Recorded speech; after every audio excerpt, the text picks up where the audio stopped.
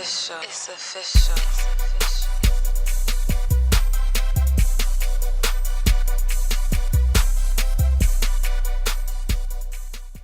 Hey, what's up, everybody? This is Dr. Regina Bradley, and this is Outkasted Conversations number 8. And today, the guest is the one, the only, one of my bestest friends in the entire world, Mr. John Jennings. What's going on, John Jennings? What is up, Red Clay Scholar? What's going on? Nothing, can't call it. Just excited to, have this conversation with you. So for the people who aren't familiar with your brilliance, tell them who you are and what you do with your life. Okay, well, on a day-to-day basis, I'm an associate professor of visual studies at the University of Buffalo. I'm also a visual artist, a curator, editor of things, scholarly, But basically, I look at constructions of Black identity and popular culture. That's one of the main pieces. I do most of that analysis through graphic novels and comics, and also a little bit of film. So basically, I look at just how the Black subject or object is constructed in popular media, and I make art about that, and I also write about that, and lecture about that. So yeah, that's my work. So. That's dope. Occasionally I talk about hip hop. So it's unavoidable. You can't live without talking about hip hop. Yeah, it's unavoidable, right? So anyway, so that's me. Yeah. So you got to answer the inaugural question to jump this conversation off. How did you become outcasted? How did I become outcasted? It's an interesting story actually, because I went to University of Illinois for both my masters actually. And I was actually it was a summer. I remember I was teaching in a summer program, and I was one of my best friends went to grad school with me actually from Jackson State, Chalmers Mayors, and so we were there for a summer program, at Champaign, Illinois, right? And so there was this, and I forgot the name of the program, but there was this this program, I think it was SROP, Summer Research Opportunities Program, which is a piece that University of Illinois really is serious about getting future graduate students into into school or what have you. And so it's kind of like Upward Bound, but geared towards grad school, Mm-hmm. Anyway, so there was this gentleman his name was, don't laugh, you probably don't laugh at this, his name was Michael Jackson. Right? His name was Michael Jackson. He was from Jackson, Mississippi. We're both from Mississippi. And so I don't know how we hooked up, but we ended up talking to this brother. He said, "Oh, you from Jackson, man? I went to Jackson State." You know how it goes, right? And so at the time, I hadn't heard Outkast actually at the time, believe it or not. I was still, it was like in the '90s, right? So I'm up to my eyeballs in grunge, trying to thaw out of getting out the flannel, you know what I'm saying? It was because I had become kind of disenchanted with R&B in particular, and then I was definitely a hip hop fan, but there's a lot of stuff that I really wasn't feeling, and I really, had become kind of disenchanted with just what was on the airwaves, and so I wasn't ready for Outkast though. So he's like, "Man, you haven't heard that cast?" And I was like, "I don't know what you're talking about. I'm sorry, I have no idea." And when he played the first album, I was like, wow, yeah. So I was instantly okay, this is tight. Yeah. So anyway, ever since then, I've been a really, really big fan of the music, and they've been representing ever since. So yeah, that's my Outkasted story, So you went from flannel back to pimp shit. Yeah. I have a really eclectic, ear. So my ears aren't totally blacked up. You know what I'm saying? So it's I listen to a lot of different things, and so yeah, I was really into. I think at that time, Soundgarden was my favorite band. You know what I'm saying? So that's kind of where my head was at. But then again, we were in the space. It was very different. And then to come in with, Outkast comes in with all these different pieces going. It was exciting, But yeah, so yeah, it was interesting, So sonically. As an artist, I know that one of the staples of your work is the South, right? And what the South looks like. It kind of fluctuates, but there's a particular attention on the post-civil rights South and what that looks like visually. Yeah.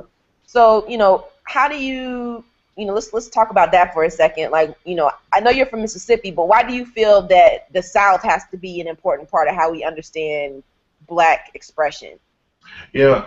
Recently, It's funny. I was having this conversation. You know, I was recently in Georgia, right? Since we just saw each other, and I was having this conversation about the things from my childhood that kind of are resonating with me now. You know, looking backwards through this kind of this lens. You know, hindsight being 2020 and all that. I was looking at like my initial uh, inspirations, you know, and so they were my grandmother and my mother, right? And so they kind of constructed this really wonderful space of experimentation for me. I came up in like the deep south, like literally in the sticks, you know. So it was pretty. So these types of constructions have been kind of like, I don't know, to a certain degree revisiting me or haunting me to a certain degree.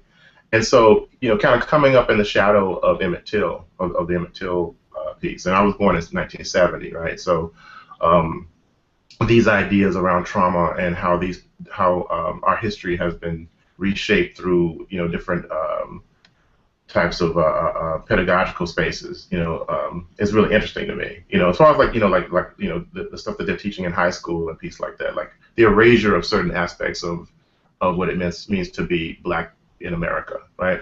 Particularly what it means to be black and male in America, because basically I was coming of age when, you know, that whole piece about not living past 25 was like hanging over our heads, you know, that thing, you know, that Kanye West raps about so famously, right? And so that's something that I've been interested in is going back to those roots, so to speak, you know, both like literally and figuratively, and kind of digging through that kind of information. And I've been reappropriating that stuff into my work. And I think that, you know, a lot of it is, you know, unpacking trauma, you know, kind of giving it a shape so you can destroy it, you know, so or to kind of move past it. You know, a lot of the stuff I've been looking at recently has been like Black futures or Afrofuturism or ethnofuturism, whatever you want to call it. But this notion of like people of color in the future, and what does that look like, right? And I also think that a lot of times we don't deal with the now, and we don't deal with, you know, the struggle that's kind of like that we've kind of been like burdened with, you know.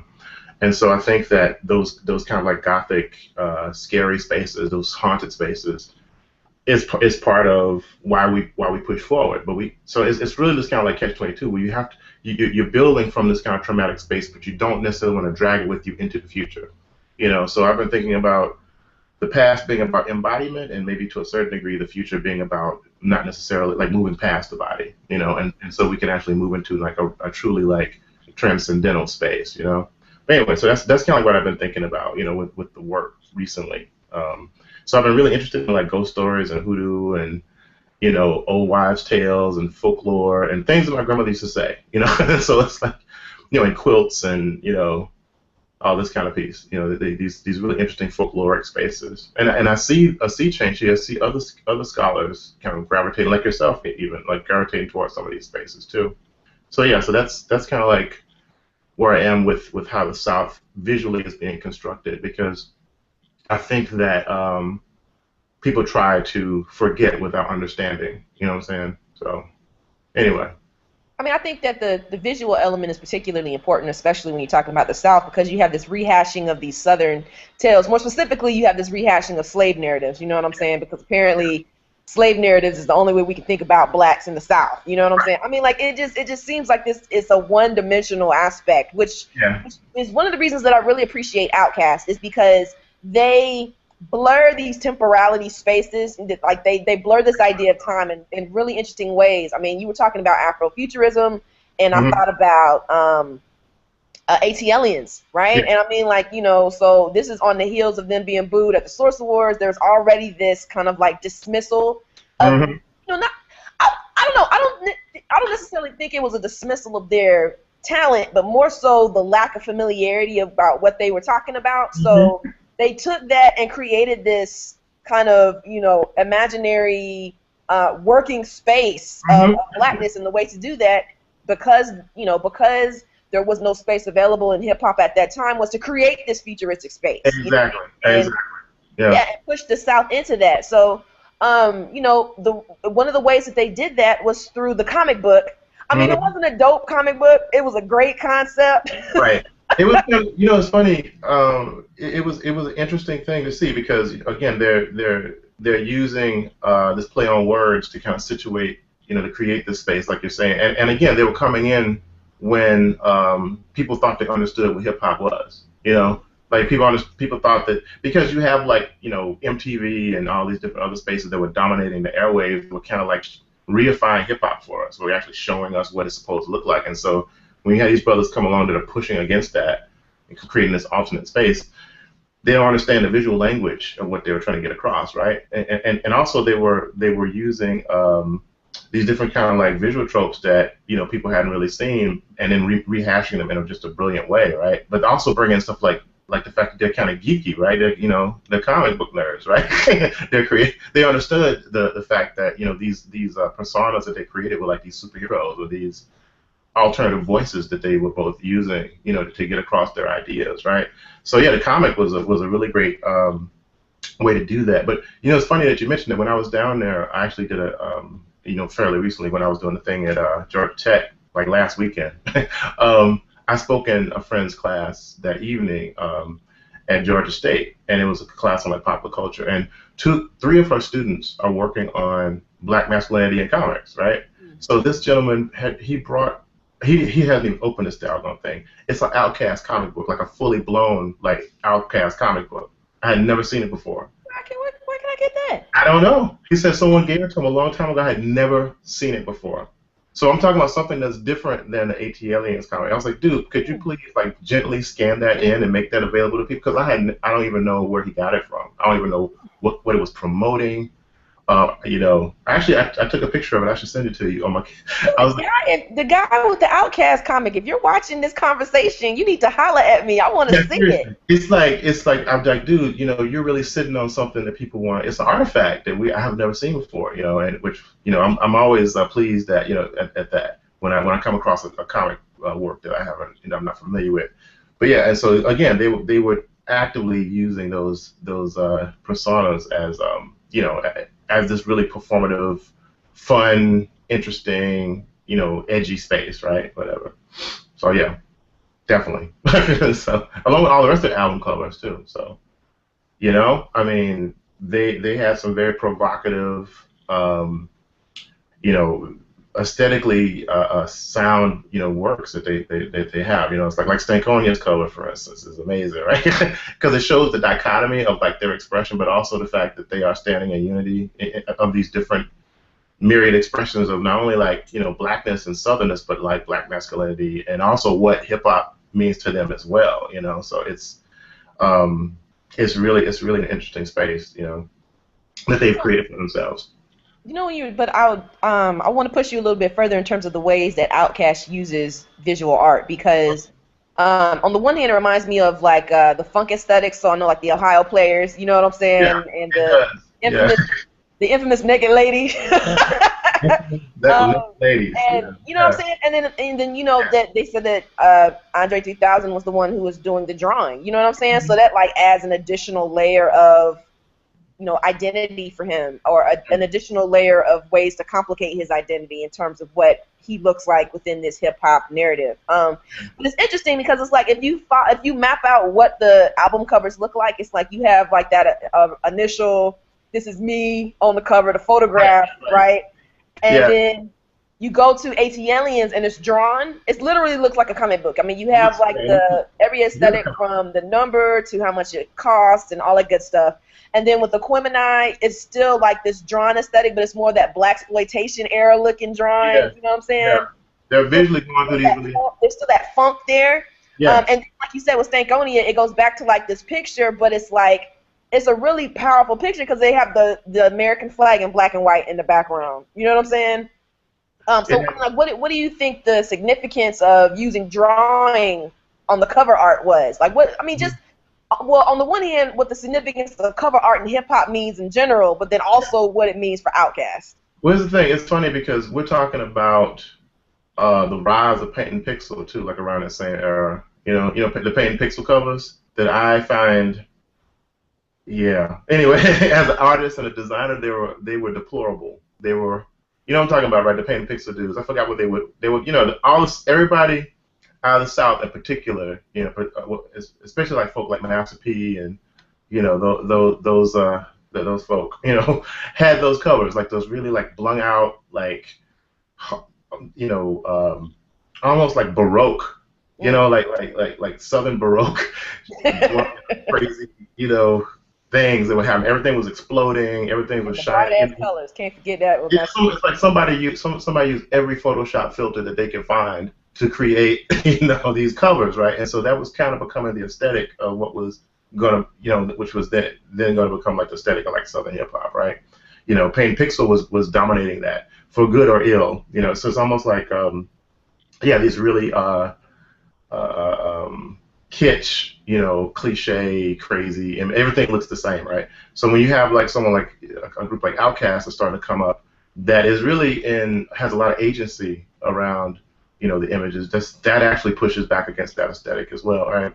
So when you illustrate something, a lot of the times you're trying to get across a more abstract idea, photographs tend to, they work on mimesis, right? They're trying to do like a certain amount of like reportage, right?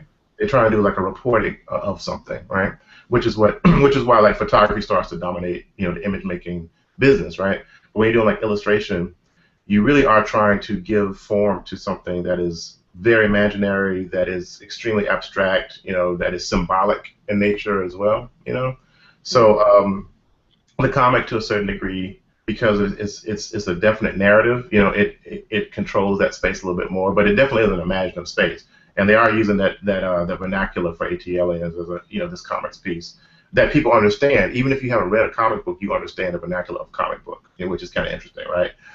And they're definitely playing around with these different, to a certain degree, cliche, one-note pieces about like black cultural expression, but then remixing it through this lens of like, what they were building as their personal aesthetic, right? Because if you look at like the Stankonia piece, it reminds me of, say, like some of the more highbrow like art installation kind of stuff, where you have like these it's performative. It's obviously like being set up. It's overly slick, It's juxtaposed with these different type of loaded meanings, And so it starts to be. And if you think about what's going on in like pop culture at the time, it starts to push that way. So yeah, I mean, and I love the fact that Dre is an artist too. It reminds me of like some of the stuff that that Kanye West does too. Pulling in his own personal talent and aesthetics as an artist and his vision, because obviously they have a particular vision. We talked about this in class yesterday, and also when you visited my hip hop class, this notion of like the sacred and the secular in the same space, that happens as well, right? Well, it's okay to be a pimp in church, right? We watched, let's see, what did we watch yesterday? A series of videos, actually. We watched, Fresh and So Clean, Fresh and So Clean. And so of course it ends up, in the church again, right?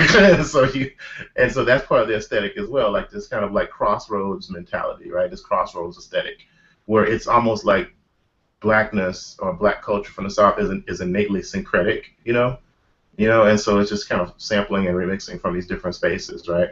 Anyway, so that's kind of like what I kind of like went off on a diatribe. I'm sorry, I'll stop talking. How about that? Did that make any sense? No, I mean, because it makes me think about the ways that, I mean, when you think about cultural expression, particularly Southern Black cultural expression, oftentimes words are too restrictive of the complexities that exist there. So, you know what I'm saying? Like, I mean, like you can only say so much with words, but it's like in visual art and visual culture and sound also. There's more room to complicate what that narrative looks like and who can actually absorb what the message is of that narrative associated with it. I mean, like, one of the things that numerous guests have talked about previously is that the soul and funk aesthetic that is present and arguably is the foundation of Outkast's body of work doesn't just stay in sound. I mean, like, it goes in the art, it goes in their videos, you know what I'm saying? Yeah, like, that notion of being an outcast, right? What they're seeing as being outcasted, that. Yeah, you're right. It definitely like has connections in all of their expressions. That's totally true. So I mean, like, I think one of the additional questions that I wanted to ask you is when we think about just an overview of hip hop culture in general, the artistic pillar of that is graffiti. and I'm curious to hear your thoughts about if there is a Southern equivalent in Southern hip hop. What would be That's the the art form hardest for us? question. Like the list of questions, that was the hardest question to think about, right? Because Um, well, really, because when you think about graffiti, I mean, it is like it's one of the tenets, right? It's one of the elements, right? But it's one of the elements of a particular era and a particular expression, because as we both know, all the elements now have become their own subcultures, right? They probably always, they are connected to hip hop, but there's a really, really deep graffiti culture. There's a really, really deep like b-boy and breakdancing culture. There's an equally as deep, MC, like all the rules and regulations of doing like battles, as an MC, that kind of piece, right? So they've all kind of like mutated and become something else. A lot of them like right on our noses because, when we're looking at like, hip hop culture, really they were looking at like the MC, as the front person, right? And then those particular types of aesthetics that happen with performance. And so some of these other elements have kind of like grown and mutated underground and become these global things themselves, which I think is really interesting. Um, as far as like a particular visual expression, I think that, you know, again, not to kind of like make the pieces one dimensional, but we do have uh, these southern like kind of iconic pieces that kind of pop up in the rap, in what they're talking about. I think honestly, mostly it is that crossroads mentality. I think it's more of a theoretical framework. And when you think of aesthetics, graffiti, for instance, is just it's execution of a thought process, right? Mm. And because if you're looking at it from the outside, you just see like the finished piece. You don't think about the process, like why do we come to this? Why are we doing this? And I think a lot of the why comes from the southern piece because everybody starts out in the South anyway, right? We all migrate, that kind of thing. And also when you're looking at like a place like New York City, it's pulling in all these other spaces where I think and all these other cultures, in the hip hop culture, in the diaspora. Whereas the South is very much about, this I don't know, this really interesting like constructed space that has all these other types of, weights placed upon it, all these other like cultural things, this kind of like mystical gumbo that is the South, right? That you kind of love to hate to a certain degree. And I think it's interesting when I was looking at how people have been trying to reappropriate the Confederate flag, for instance, into like as it being a positive, which is essentially like an American version of a Nazi swastika, as the way as I look at it. It's the same thing, in the way as I look at it, and or from my my point of view, being from a state where the Confederate flag is still part of the state flag, Us too. yeah, Yeah. right. It's like, yeah, that's who we are. And so, in order to have the audacity to try and reappropriate that, I think is really interesting as well. So that's one of the pieces is like there are certain like tropes that are connected to trauma that I think get kind of reappropriated. But mostly I think that it's the mentality of the mashup, I think comes from, making do. I think that make do mentality is something that comes from the South too. Taking chitlins and making a meal kind of idea, right? So I mean, so it's not. I don't think there's necessarily like a visual, like one visual kind of like expression that I can think of. I wasn't tagging barns when I was coming up. Yeah, trains were coming through there. I wasn't like in the train yard trying to tag them up and stuff. But I think that the theoretical ideas around like the visual mashup is something. You can see it in Outkast stuff, plainly, right? Where they're creating a space of freedom, like the notion of even creating like this kind of like black southern heterotopic space, even I think is part of. I don't think that it's a coincidence that Sun Ra, for instance, was from the South. That kind of piece, right? Where you're trying to create these escape plans, right? Whether it be through a quilt, whether it be looking at the drinking gourd or what have you, there are all these. It's all about getting up out there. Even as myself, I mean, being from like an impoverished like southern space, I was always dreaming of like escape. I was a star. Like I literally was a stargazer. I would lay on my back and look at like the stars and think about what's out there outside of my particular experience. So in my long-winded way, I'm saying that I think that aesthetic is based off of more of a mindset that I think carries forth, throughout the types of expressions that you see in a lot of like Southern hip hop, particularly in Outkast's expression. You know. Yeah, so that's probably my laugh of the day that you weren't out tagging barns. You know what I'm Yeah, saying? I was doing that. I was laying on But, top of but them. I was laying on top of them. Seriously, I would climb up on top of barns and like look at stars. That's what I would do. until. I mean, because that's the gangster way. You know what I'm saying? You a gangster stargazer. Hmm. Uh, but I mean, like when you talk, but for real. But when you're talking about that, I mean, like that type of aesthetic doesn't translate into these, rural southern spaces. You know what I mean? Right. So like when we talk about, hip hop outside of an urbanized space, which we really need to do because those are still marginalized and disenfranchised representations of class and race and all that other Oh good stuff. yeah, I mean, like definitely. what I guess what I was asking, what I'm saying, how do we visually represent those types of spaces when hip hop is still arguably majority urban? Like when we think about hip hop, we automatically go to the city. We don't go to, the gangster stargazers on top of barns. Right, right, right, right. But I don't know. I mean, there is. I think a lot of the issues around that type of expression is the fact that you know MTV and all those particular places again they kind of like concretized a particular visual aesthetic that at the time the South wasn't necessarily a part of, right? And so of course it's kind of like set that as the center, and of course like hip hop culture does like originate in that space, but when it starts to mutate and travel, I think that the videos really can't keep up with the expressions, because what starts out as innovative, then it becomes the norm, right? That's what happens. Is like, it's like, oh, it's off center at first, but now it's like, okay, well, let's just do this. Here's some smoke. Here's some dancing girls, and it starts to mutate from there, right? And it becomes this other thing. Um, as far as like the cultural expressions around Southern hip hop, I mean, honestly, there a lot of them haven't been like, for instance, like the Paint Pixel piece. I think was one of the downsides of that. It was like this aspirational, like aspirational space, which would made it really interesting to me, but it's still like really kind of a frightening space to me. Like visually, I was like appalled by it, but I understood it, right? And then it's also this particular the party flower Hmm. aesthetic too, which the party flyers that people make down south have a particular aesthetic too that kind of rises up. So I don't, as far as like something that's going to be national, that's going to like cover all of it. I think the South is too like intersectional as far as like its expressions to really like have a singular visual expression. I mean, even with graffiti, I mean, we're talking about um, abstract graffiti. We're talking about wild style graffiti. It mutates too. So yeah, so the idea of it, being connected to hip hop culture, and I think honestly sometimes it's a tenuous connection too. I mean, I can definitely see that it was rising up at the same time, but and also too, I mean, I know that if you're deep in the culture, that you try your hand at different things, and your entry point. I'm sorry, something's on fire. You hear that? I'm sorry. Out my window in my urban space, right?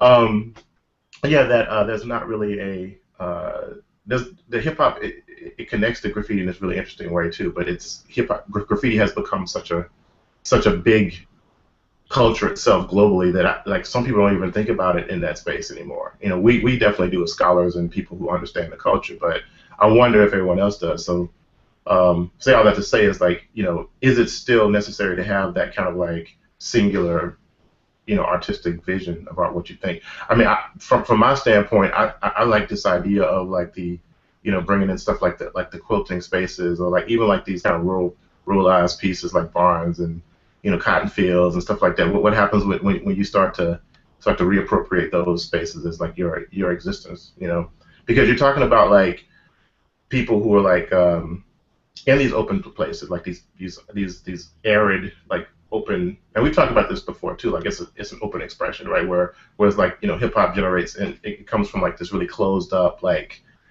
people are living in a tighter environment, and so the expression becomes that. So I don't know. So I don't know if there's necessarily like one particular answer for it, but I think a lot of it is more about like this aspirational idea of like trying to create a space itself. So maybe like we create the space and then other people tag it. I don't know. You know. Does that Well, make any sense? I um, kind of like I was trying to parse that out too. I even asked my students that. You know, of course they I got like not a lot back, but I was just kind of answering the question to no, no, myself. I was kind of using them as a sounding board because I was like, man, that's the most difficult question on the list, right? I don't think there is one particular because everybody's expression is different. And I think that once we figure that out, then maybe we stop searching for um, you start searching for one particular answer to it. You know, I guess it's one of the things that bothered me about like the painted pixel aesthetic, right? Where everybody was doing it. You know, it was like visually traumatic to me. You know, so it's like even Snoop Dogg had one, right? Remember that when he was signed? Yeah, but his free stay at No Limit. Right, exactly. That No Limit aesthetic was like, whoa. You know. Anyway. Yeah, so I mean, you know, John Jennings, you do a slew of stuff, but tell the folks what you're working on and how they can reach out to you. Oh, okay. I'm working on a lot of stuff actually. That's really difficult. Like one of the main things right now is this traveling exhibition slash arts collective called Black Kirby that I work on with my friend and actually grad student Stacy Robinson. And basically, it's kind of like a fusion of like Jack Kirby's aesthetics with like this kind of like hip hop and Afrofuturist aesthetic, but it's kind of like a space of resistance, and it's been kind of going around right now. Right now, it's at Rollins College down in Florida, in Orlando. I'm also working on the graphic novel adaptation of Kindred, of Octavia Butler's Kindred, with my longtime collaborator Damian Duffy, and so that's hopefully is going to be out like 2015.